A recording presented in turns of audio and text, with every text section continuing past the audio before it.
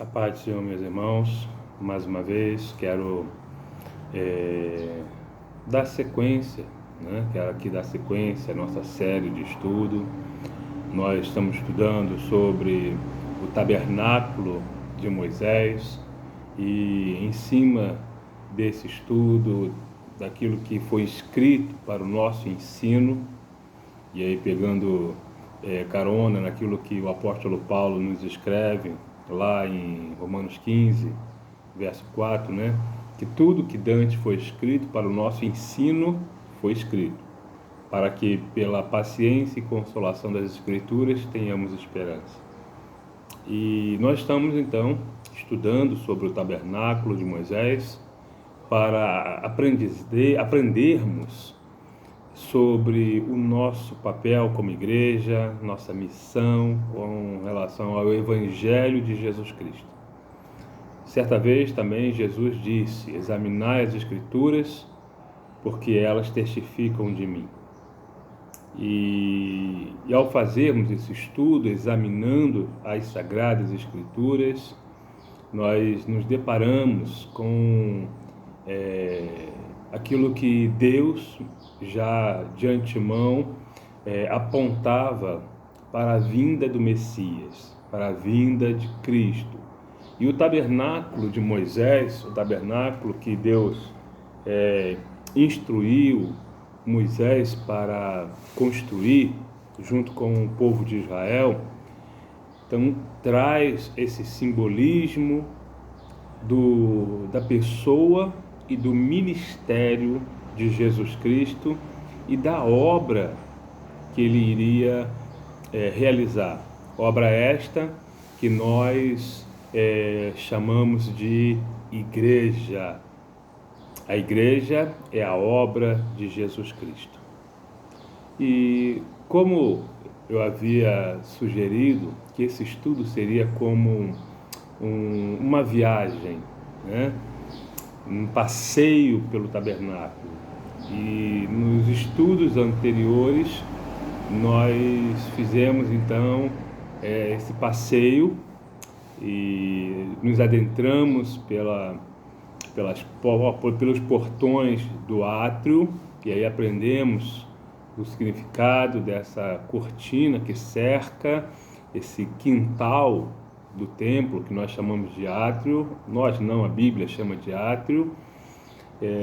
As cores desse portão, que na verdade era de cortinas, e entendemos que essas cores apontavam para os evangelhos.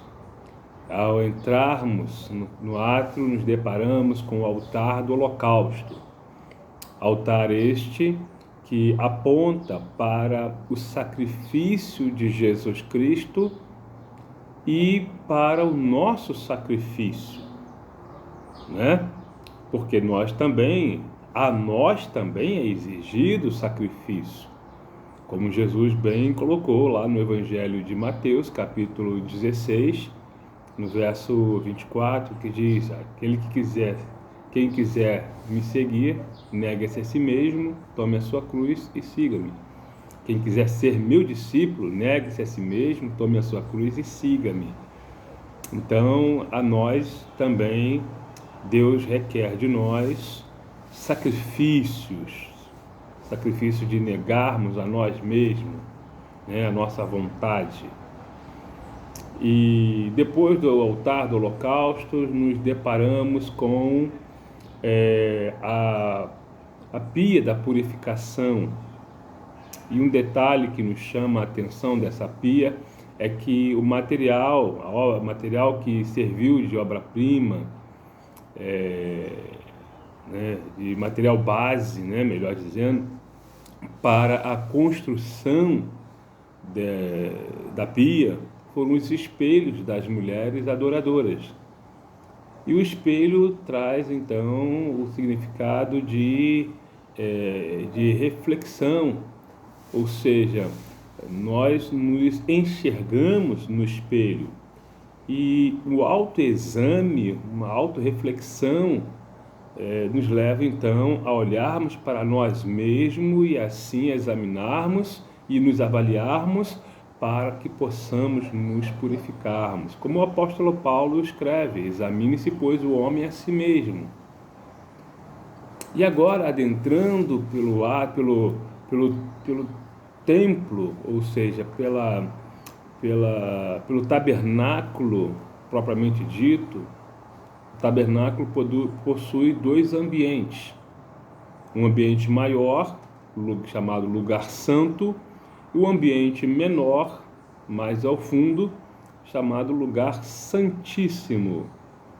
Nesse primeiro ambiente, nós encontramos ali alguns utensílios, alguns móveis dentro desse templo, desse lugar santo do tabernáculo. Nós encontramos a mesa dos pães da proposição e encontramos também o altar do incenso e o candelabro de ouro, a menorá. Mas hoje nós vamos analisar a mesa dos pães da proposição.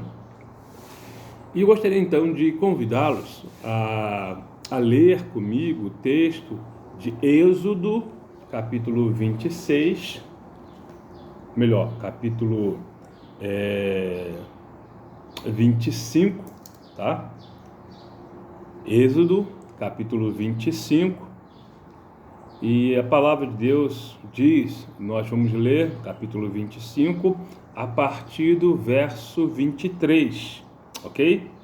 Êxodo, capítulo 25, a partir do verso 23, diz assim: também farás uma mesa de madeira de cetim. O seu comprimento será de 2 côvados, a sua largura de 1 côvado, e a sua altura de 1 côvado e meio. Cobri-la-ás com ouro puro. Também lhes farás uma coroa de ouro ao redor. Também lhe farás uma moldura ao redor da largura de 1 mão, e lhe fará uma coroa de ouro ao redor da moldura. Também lhe farás 4 argolas de ouro, e porás as argolas nos 4 cantos que estão nos seus 4 pés. De fronte da moldura estarão as argolas, como lugares para os varais, para se levarem à mesa. Farás, pois, estes varais de madeira de cetim, cobri-la-ás de ouro. Levar-se-á com ele a mesa. Também farás os seus pratos e as suas colheres e as suas cobertas e as suas tigelas com que se há de cobrir, de ouro puro as farás. E sobre a mesa porás o pão da proposição perante a minha face continuamente. Glória a Deus. Continuamente. Nós entendemos, e a própria palavra de Deus também nos ensina isso, né?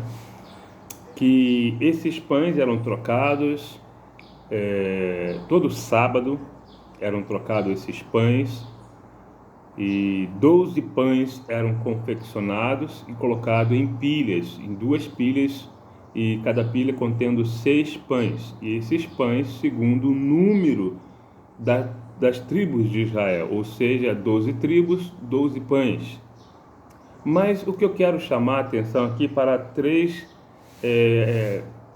aspectos dessa mesa. Primeiro, a construção desta mesa, tá? De madeira de cetim, diz aqui no verso 23, e farás uma mesa de madeira de cetim, e o seu comprimento, né? 24, cobri-la-ás de ouro puro, e também lhes fará uma coroa ao redor. E aqui o primeiro aspecto que eu quero chamar a atenção dessa mesa, da confecção dessa mesa, a sua simbologia. Nos estudos anteriores, dentro dessa sequência que nós estamos fazendo aqui do estudo do tabernáculo, já mencionei isso, que tanto o átrio como o próprio tabernáculo, o altar do holocausto e agora os utensílios dentro do tabernáculo foram feitos de madeira de cetim, ou em algumas versões diz madeira de acácia. E essa madeira era a ponta para a humanidade. No entanto, também nós precisamos levar em consideração que o tabernáculo, o propósito do tabernáculo era a habitação de Deus, para que Deus pudesse habitar no meio do povo. É o propósito do tabernáculo. Mas o tabernáculo, ele tipifica, ele aponta para o ministério de Jesus Cristo, do Messias, né? Isso aí é ponto pacífico, nós entendemos isso, que o tabernáculo aponta para a pessoa e obra do Messias, de Jesus Cristo, Filho do Deus vivo. E esta mesa não foge desse princípio, desse padrão. E a mesa, assim também foi feito de madeira de cetim, apontando para a humanidade de Cristo. No entanto, essa madeira foi revestida de ouro. E ao redor da mesa, uma coroa, uma espécie de moldura em forma de coroa. Ou seja, Jesus Cristo, homem, glorificado e coroado. E esse Jesus Cristo, homem, revestido de glória, porque era Deus, e foi coroado, Rei dos Reis, Senhor dos Senhores. Então essa mesa, ela traz como simbolismo a pessoa de Jesus Cristo. Esse é o primeiro aspecto que eu quero chamar a atenção aqui para o nosso aprendizado. A mesa dos pães da proposição. A palavra proposição aqui, o significado bíblico, traz a ideia dos pães da face. Os pães que estão diante de Deus, estão na face de Deus, perante Deus. Jesus Cristo está diante de Deus. Jesus Cristo é Deus. Como o apóstolo João escreve no início do Evangelho de João, o apóstolo João então escreve à igreja dizendo: no princípio era o Verbo, e o Verbo estava com Deus, e o Verbo era Deus. Esse estava significa então que o Verbo estava diante de Deus, mas o Verbo também era Deus. No entanto, esse Verbo que é Deus, ele se manifesta como o pão da vida. E aí eu entro no segundo aspecto do ministério de Jesus Cristo, né, apontado aqui pela mesa da proposição. A mesa, então, a mesa propriamente dita, aponta para a pessoa e obra e ministério de Jesus Cristo. A mesa aponta para a pessoa e ministério de Jesus Cristo. Mas os pães sobre a mesa também aponta para Jesus e agora para a obra de Jesus Cristo. Né? Os pães, ou melhor, repetindo, a mesa propriamente dita aponta para a pessoa e para o ministério de Jesus. Pessoa, eu digo, para a humanidade de Jesus. E os pães vão apontar então para a obra que Jesus Cristo realizou, o porquê que ele veio. Então, a mesa, voltando aí para a questão agora do sentido mais, assim, o segundo aspecto da mesa, tá? A mesa, ela traz aí a ideia de comunhão. Por isso nós podemos entender os pães da face de Deus, os pães da proposição, os pães que estão diante de Deus.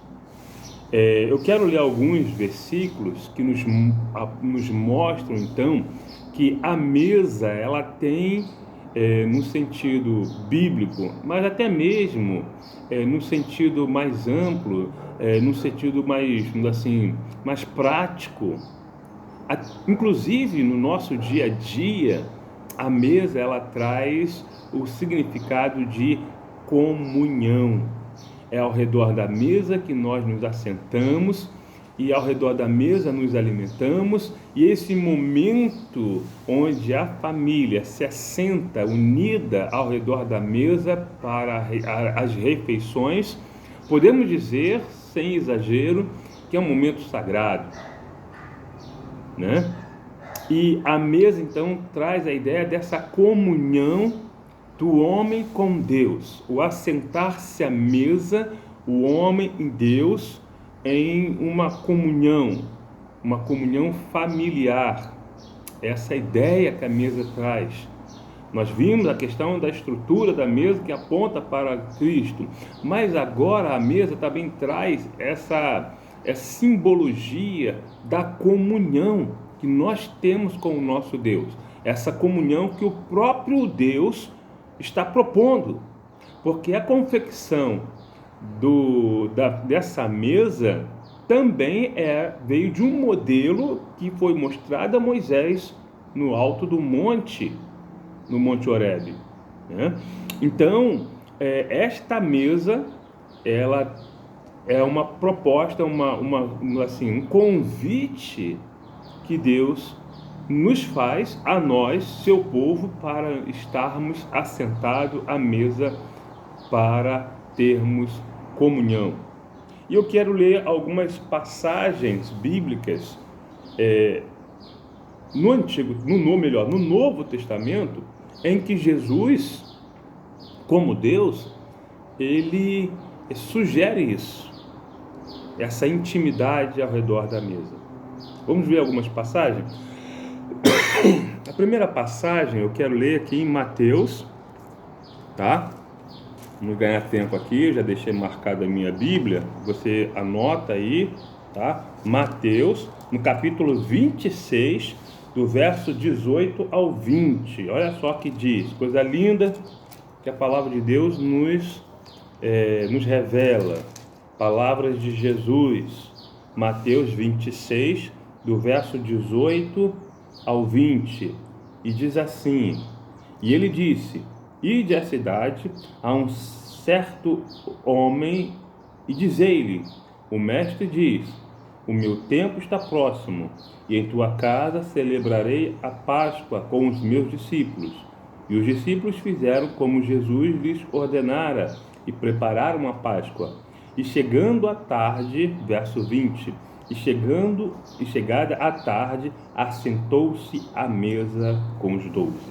Então, Jesus, ele celebrou a Santa Ceia do Senhor, assentado à mesa com os 12. Momento de comunhão. Os homens com Deus. Jesus é Deus. E ali os discípulos estavam ali representando a humanidade, ou melhor, o povo de Deus, aqueles a quem Jesus chamou para ter intimidade, para ter comunhão. Então se assentou-se à mesa, Deus com os homens, tá? Segundo texto que eu quero ler aqui com os irmãos, 1 Coríntios, capítulo 10, abra aí, vamos ler, o que diz? 1 Coríntios, capítulo 10, verso 16, vamos ler alguns versículos, nós vamos ler o verso 1 Coríntios, capítulo 10, versículo 16, 17 e 21, ok? 1 Coríntios, capítulo 10, verso 16, 17 e depois vamos pular para o 21. E diz assim, verso 16: porventura o cálice de bênção que abençoamos não é a comunhão do sangue de Cristo? E o pão que partimos não é, porventura, a comunhão do corpo de Cristo? Porque nós, sendo muitos, somos um só pão e um só corpo, porque todos participamos do mesmo pão. Verso 21: não podeis beber o cálice do Senhor e o cálice dos demônios. Não podeis ser participantes da mesa do Senhor e da mesa dos demônios. Ou seja, nós somos participantes da mesa do Senhor. O pão que partimos não é a comunhão do corpo de Cristo? Então ali a mesa simboliza a comunhão que a igreja tem uns com os outros, mas também com o próprio Deus. E se nós somos participantes da mesa do Senhor, não é a mesa da igreja, a mesa do Senhor, não podemos fazer parte da mesa dos demônios. Então, a mesa é do Senhor. E, por último, eu quero ler aqui Apocalipse, capítulo 3, verso 20, um texto muito conhecido por nós. Apocalipse, capítulo 3, verso 20, diz assim: eis que estou à porta e bato. Se alguém ouvir a minha voz e abrir a porta, entrarei em sua casa, com ele cearei e ele comigo. Entrarei em sua casa e com ele cearei e ele comigo. Intimidade. A ceia é realizada à mesa. A mesa. Jesus Cristo é Deus. Ele quer se assentar à mesa para ter comunhão conosco, né? Então, a ideia da mesa dos pães da proposição traz esse simbolismo da comunhão que Deus quer ter conosco. A terceira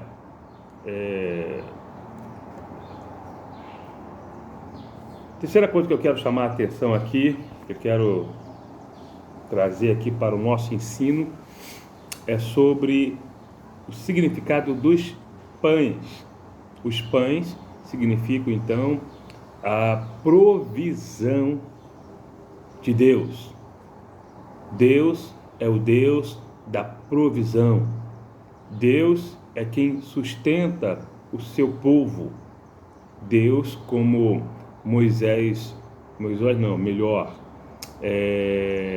Abraão foi o primeiro a chamar Deus assim: Jeová Jireh, Deus da provisão, o Deus provedor, né? Quando Abraão sacrifica e iria sacrificar o seu filho Isaque, Deus então o chama, diz para ele não ir a cabo nesse sacrifício, e Deus então faz com que ele olhe para trás, e ele olhou e tinha lá um cordeiro preso pelas pontas, e ele então pôde trazer essa palavra profética reveladora, e ele chamou aquele monte, o monte do Senhor proverá, no monte em que o Senhor proverá, o Deus da provisão, Deus que provê.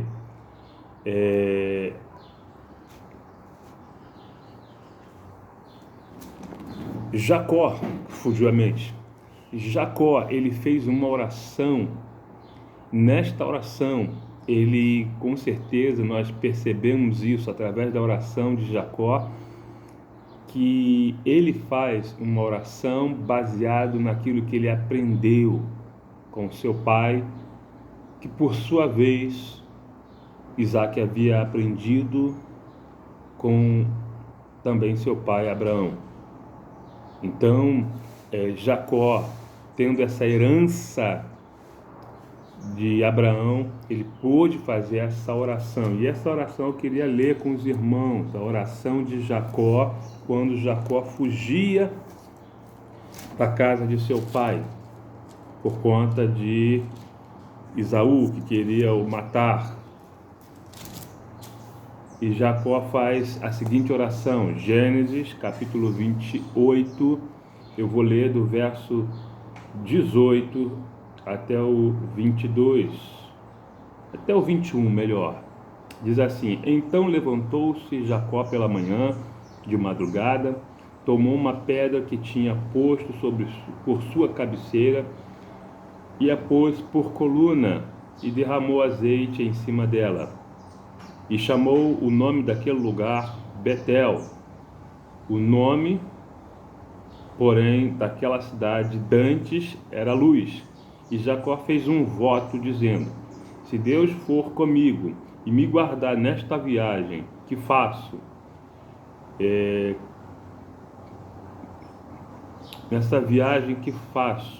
e me der pão para comer, vestes para vestir, e em paz tornar a casa de meu pai, o Senhor será o meu Deus.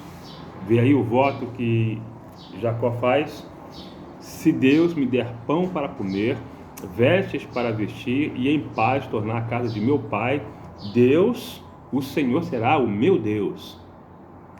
Ele faz um voto e ele cumpriu esse voto. Deus fez a parte dele e Jacó também obedeceu, cumpriu a sua parte. Jacó foi fiel a Deus e Deus o abençoou em tudo, porque Deus é que supre as nossas necessidades. Jesus nos ensina também sobre isso, tá? Jesus nos ensina sobre isso. Em Mateus capítulo 6, Jesus nos traz a seguinte lição. Olha só que coisa importante para nós. Mateus 6, Jesus nos traz essa lição importante. Eu vou ler só 2 versículos. Mateus 6, verso 33 e 34, diz assim: Mas buscai primeiro o reino de Deus e a sua justiça, e todas essas coisas vos serão acrescentadas. Não vos inquieteis, pois, pelo dia de amanhã, porque o dia de amanhã cuidará de si mesmo. Basta cada dia o seu mal. E você conhece esse texto. Você sabe que Jesus aqui nos exorta a não ficarmos inquietos por coisa alguma, pelo que havemos de beber, pelo que havemos de vestir, né? Pelo que havemos de comer, por nada. Porque devemos primeiro buscar o reino de Deus, confiar no Senhor, e Ele suprirá todas as nossas necessidades. Não é só comida, não é só bebida, não é só vestimenta. Hoje as nossas necessidades vão além disso, mas o pão da proposição nos traz esta lição: o Deus provedor. Interessante que havia 12 pães, né? 12 pães sobre a mesa, simbolizando as 12 tribos de Israel. Ou seja, Deus estava disposto ali, Deus estava trazendo uma palavra, uma lição para a nação de Israel e para nós, igreja. É Ele que iria sustentar as 12 tribos de Israel. Mas uma coisa que, quando eu meditava nesse estudo, me veio ao coração: nós temos 12 meses no ano, e aqueles 12 pães simbolizava que Deus iria sustentar as 12 tribos de Israel durante todos os anos, durante todos os meses do ano. E esta lição é para nós. Deus nos sustenta. Os 12 pães apontam para nós. Nós não temos, a igreja não é formada sobre as 12 tribos de Israel, mas a igreja é sustentada nos 12 meses do ano. Aqueles 12 pães podem, não estou dizendo que aponta, mas podemos interpretar dessa forma, sem medo de errar. Deus nos sustenta nos 12 meses do ano, né? Podemos confiar nisso. Por isso Jesus nos ensinou a orar: Pai nosso que estás nos céus, santificado seja o teu nome, venha a nós o teu reino, seja feita a tua vontade, aqui na terra como no céu. Pão nosso de cada dia nos dai hoje. E Ele supre todas as nossas necessidades. Com a certeza, podemos ter certeza que o Senhor nos concede o pão nosso de cada dia. Então, a mesa dos pães da proposição nos traz essas 3 lições. A mesa em si aponta para o ministério, para a pessoa e ministério de Jesus, né? A mesa aponta para a comunhão que Deus tem conosco. E os pães apontam para a provisão de Deus. Por isso, entenda isso, que o tabernáculo tem muito a nos ensinar. Espero ter te ajudado a compreender melhor, e semana que vem nós vamos estudar sobre o candelabro de ouro, a menorá, tá bom? Que Deus te abençoe, em nome de Jesus. Fica com Deus.